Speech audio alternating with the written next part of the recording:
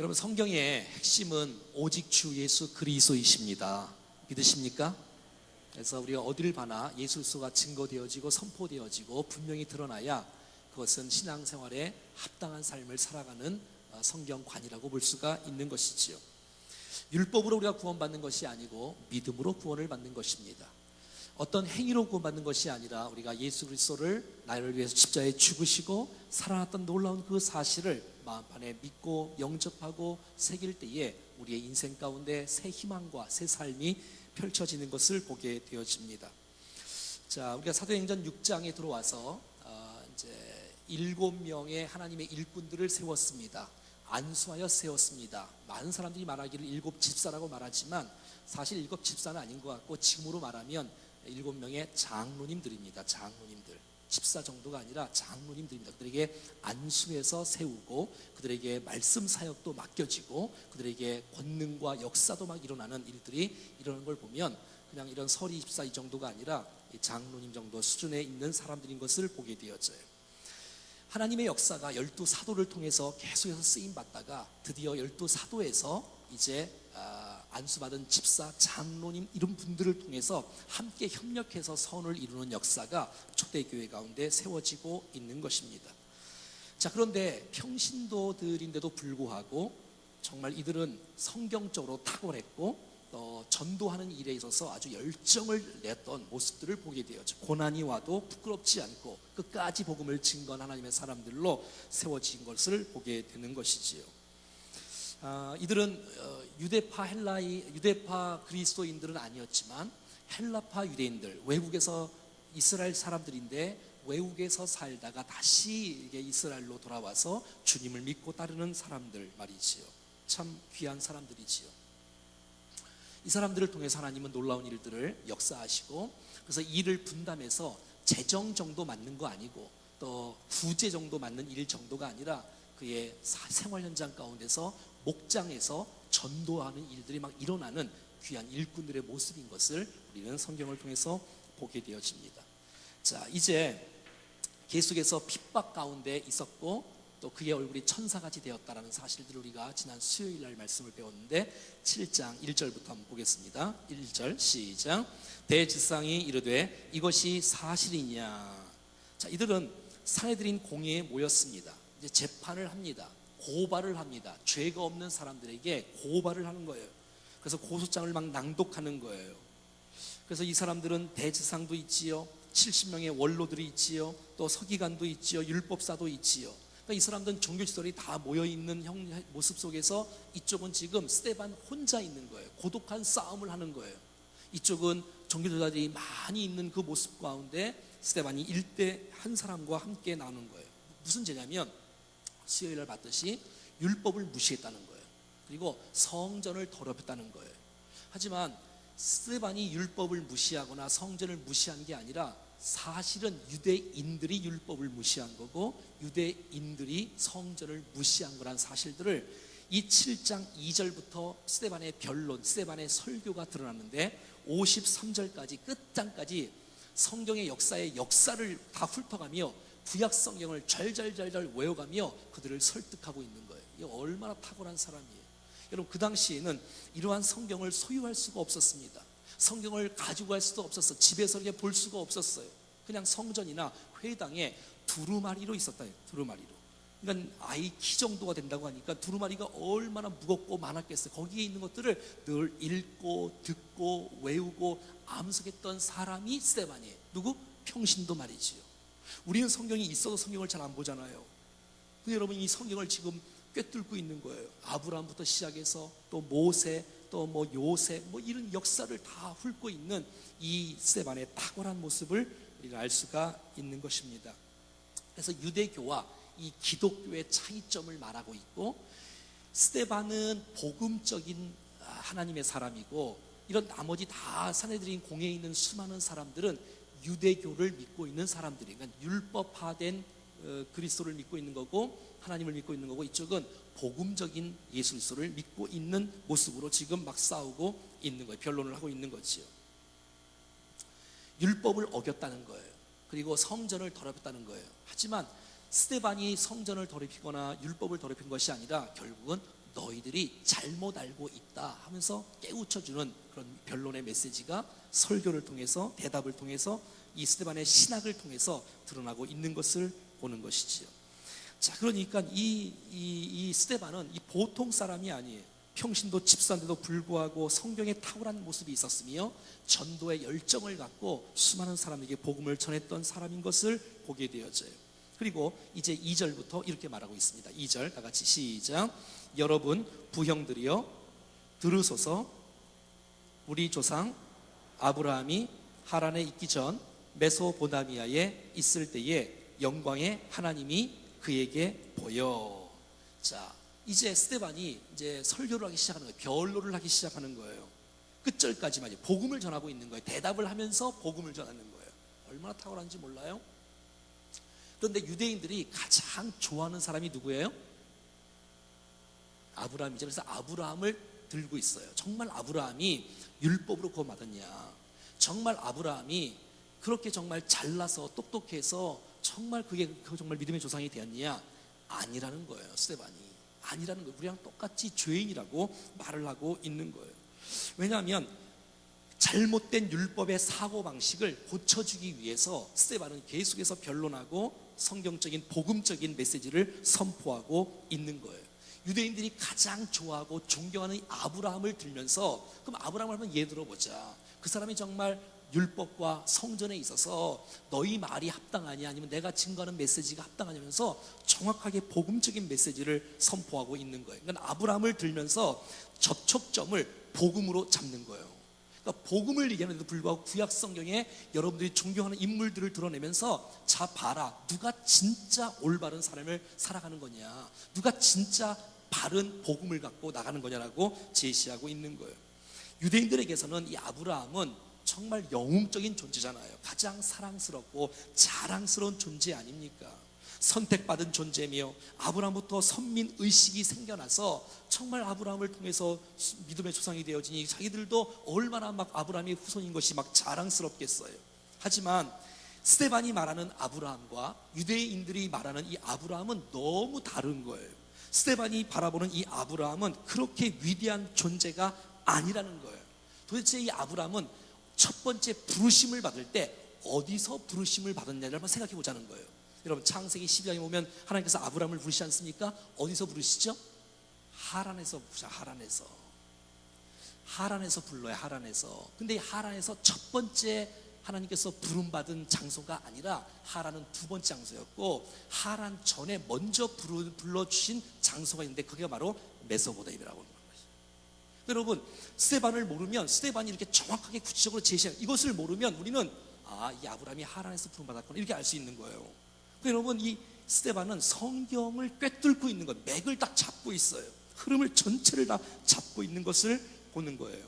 여러분 아브라함이 지금 이방 땅에 살았던 사람이라는 거예요. 근데 여러분 이방 땅에 살았던 이방이었다는 거예요. 너희들이 믿고 있는 사람이 이방이었다는 거예요. 그러니까 그들이 생각하는 사고를 완전히 바꾸고 있는 거 아닙니까? 하나님이 아브라함을 왜 불렀냐면 유명해서 부른 것이 아니고, 뛰어나서 부른 것이 아니라, 잘나서 부르신 것이 아니라, 하나님께서 그들에게, 유대인들은 그들에게 하나님께서 율법을 주었고 지켜서 구원받고 선민사상에 있고, 이것이 유대교의 핵심인데 그것이 아니라는 거예요.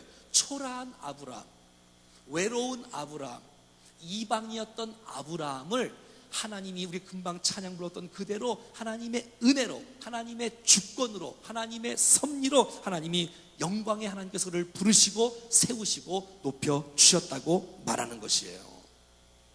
자, 3절 봐요. 시작. 이르시되 내 고향과 친척을 떠나 내가 내게 보일 땅으로 가라 하시니. 자, 3절에 하나님께서 아브라함을 지목하시고 불러주셨어요. 그리고 약속을 주셨어요. 네가 가면, 떠나면 내가 너에게 자녀를 줄게, 자식을 줄게, 그리고 또 한 가지는 땅을 줄게. 여러분 사람이 가장 소중히 붙잡는 것이 두 가지인데, 하나는 자식이에요, 하나는 땅이에요. 이 두 가지를 준다고 하니 아브라함은 믿음도 없었는데 땅 준다는 것 때문에, 아들 준다는 것, 자식 준다는 것 때문에 부름받아서 순종하고 가게 되어지는 거예요. 그러니까 여기에 아브라함도 매력을 느낀 거예요. 믿음이 있어서 떠난 것이 아니라 하나님께서 부르시고 하나님께서 약속을 해 주셨기 때문에 거기에 매력을 느낀 아브라함은 하나님의 말씀 가운데 따라가기로 결정하고 만 것이지요. 그런데 아브라함은 가다가 보니까 가나안 땅에 들어가지도 못하고, 아직 가나안 땅에 들어가지도 못하고 이 메소포타미아 맨 끝자락에 있는 하란에서 머물렀던 거예요.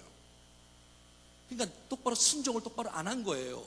그 머물렀었는데 왜 순종을 하냐면 거기서 어려움을 당해요. 아버지가 죽어요. 하란 땅에 와서 아버지가 죽게 되어지는 거예요.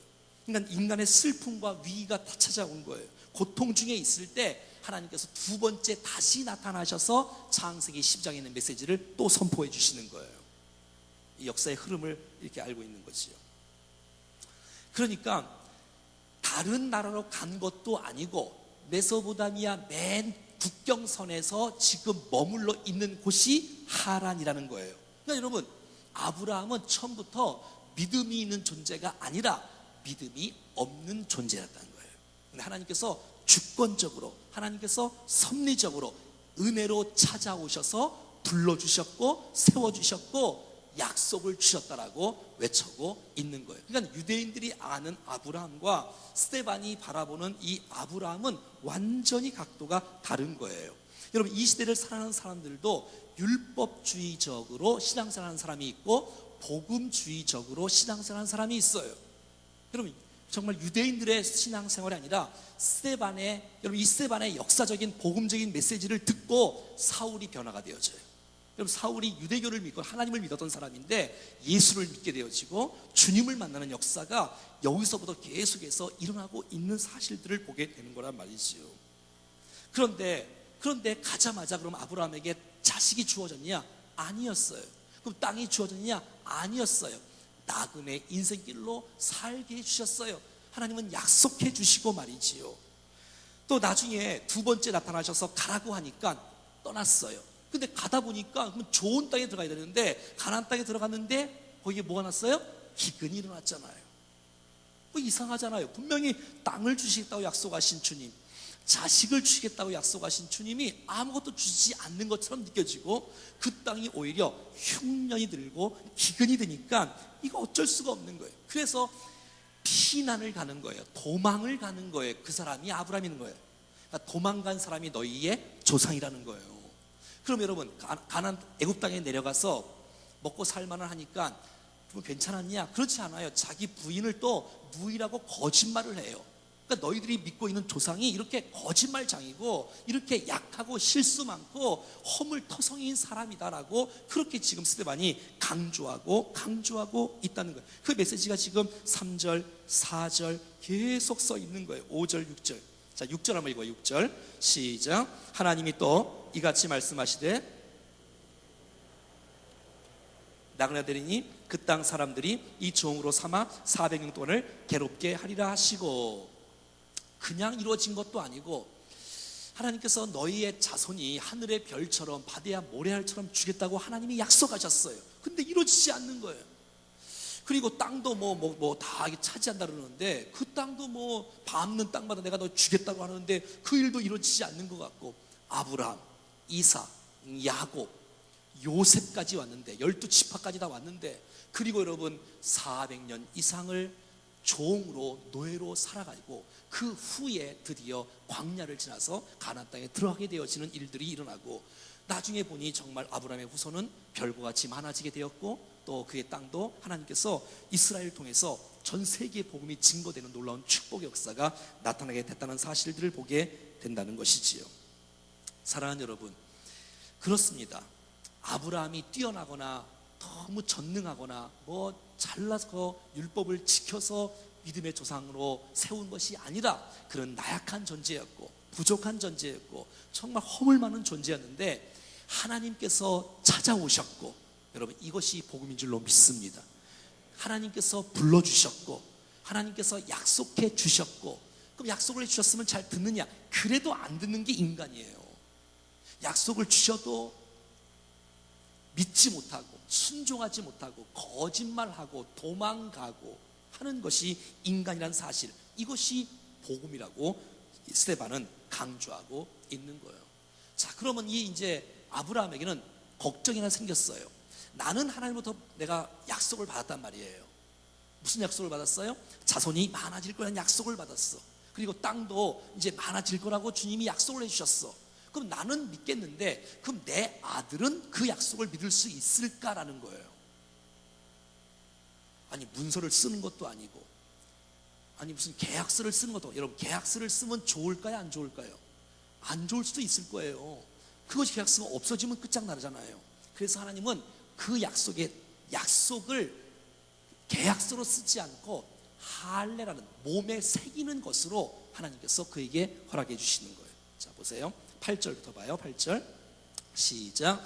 할례의 언약을 아브라함에게 주셨더니 그가 이삭을 낳아 8일 만에 할례를 행하고 이삭이 야곱이 우리 12조상을 낳으리라.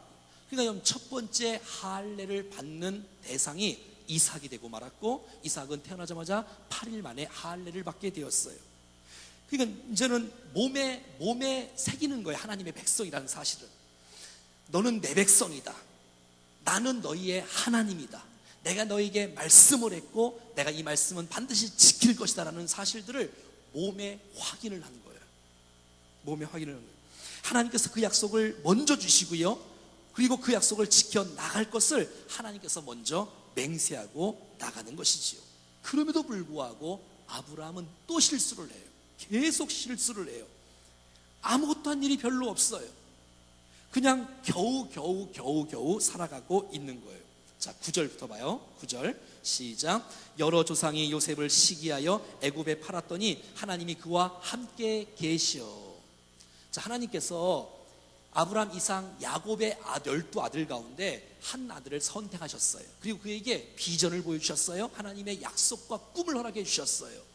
그런데 그것을 형들이 시기했다는 거예요. 그래서 그를 팔아넘기고 말았어요. 구덩이에 빠뜨리고 말았어요. 노예로 팔아버리고 말았어요. 돈 때문에 말이지요.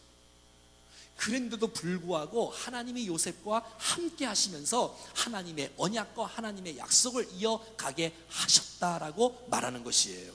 너희들은 팔았지만, 너희들은 죽였지만 하나님이 요셉과 함께 하심으로 말미암아 종에서도 함께 하셨고 감옥에서도 함께 하셨고, 결국 너희들이 총리가 되게 한 것이 아니라 하나님이 그를 결국 총리가 되게 하신 분이 바로 하나님의 사실들을 믿습니다. 그러니까 하나님의 모든 역사를 하나님이 이어가고 있는 거예요. 그러니까 하나님의 관점으로, 구속사적인 관점으로 모든 역사를 지금 스데반은 정확하게 지금 풀고 있는 거예요. 이거 얼마나 여러분 감격스러운 일입니까? 그 당시에 여러분 많은 사람들은 그냥 아브라함이 제일 좋다, 우리가 그분을 닮자, 그분만을 자랑하자 하지만 스데반은 그게 아니라는 거예요. 하나님이 이를 그 시작하신 분이 바로 하나님이라는 거예요. 영광은 하나님이 받으셔야 된다는 것이에요. 할렐루야. 그래서 여러분 서두에 제가 말씀한 것처럼 오직 성경의 핵심은 예수 그리스도라는 거예요.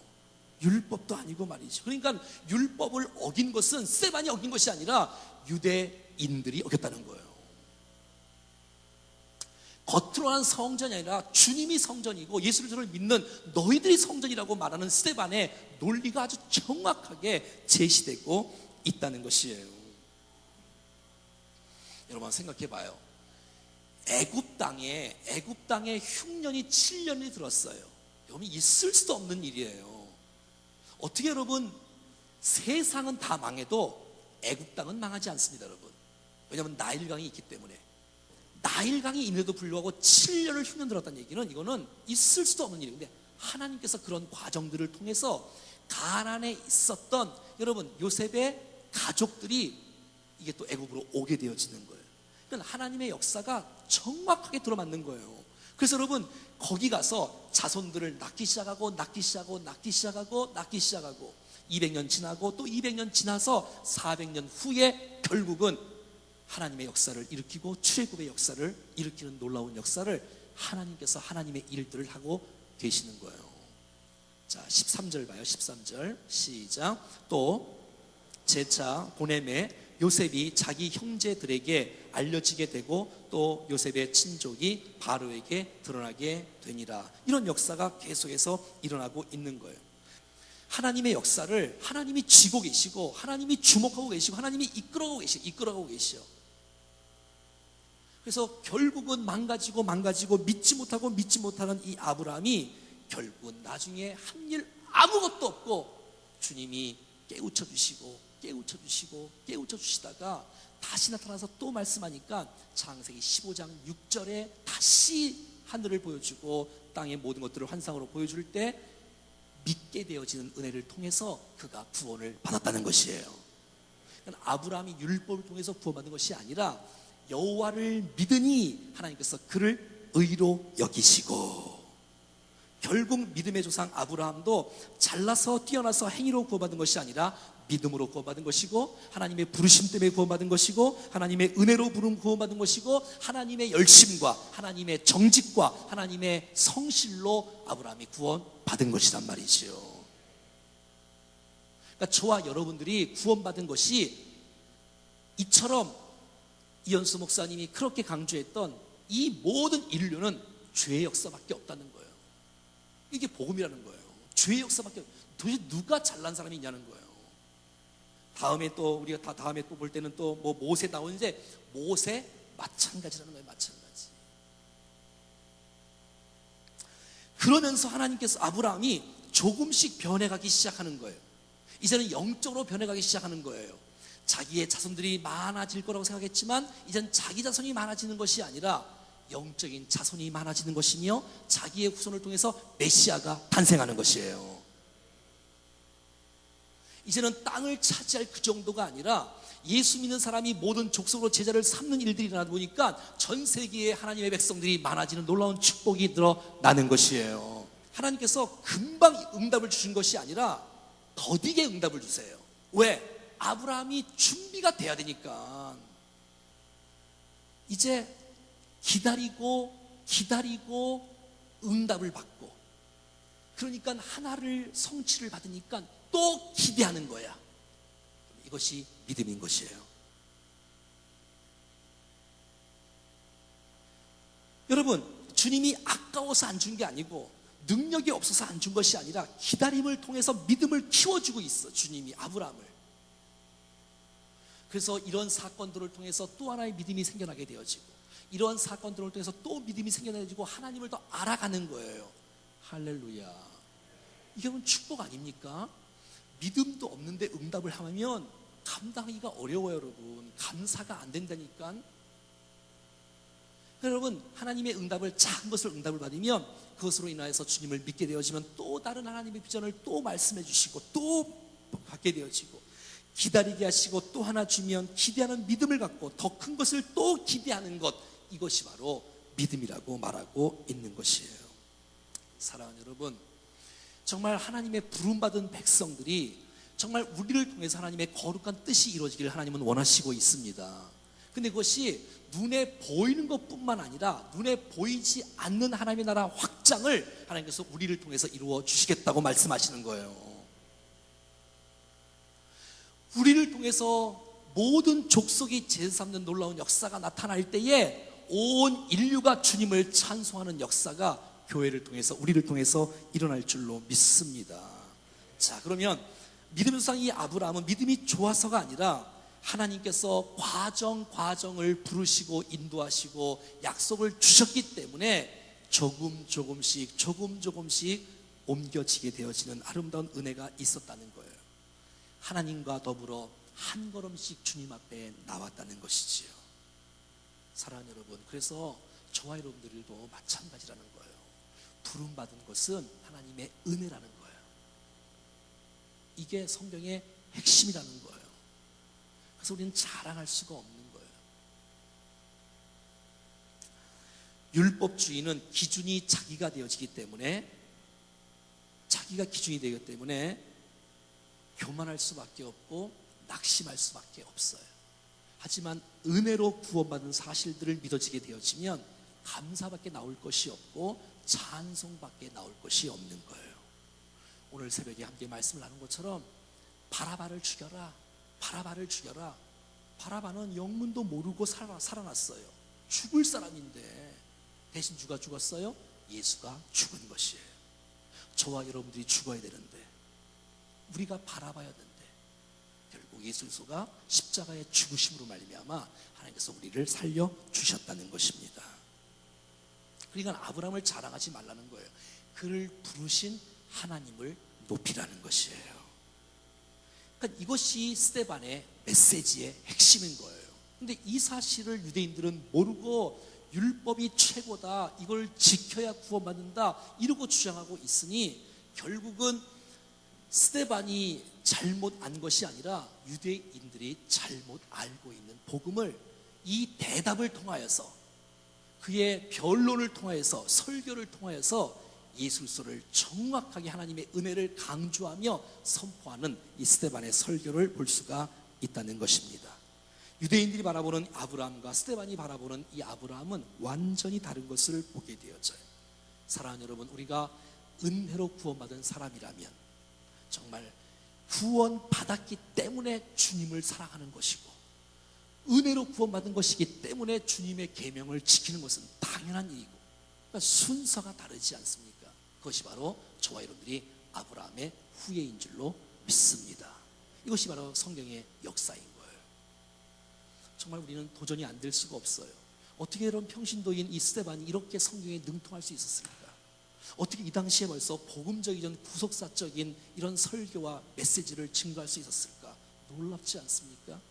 뭐 해야 복 받는다 이 정도가 아니라 그 일들을 역사하신 하나님의 은혜가 얼마나 큰지가 드러나야 정말 살아있는 건강한 교회인 줄로 믿습니다.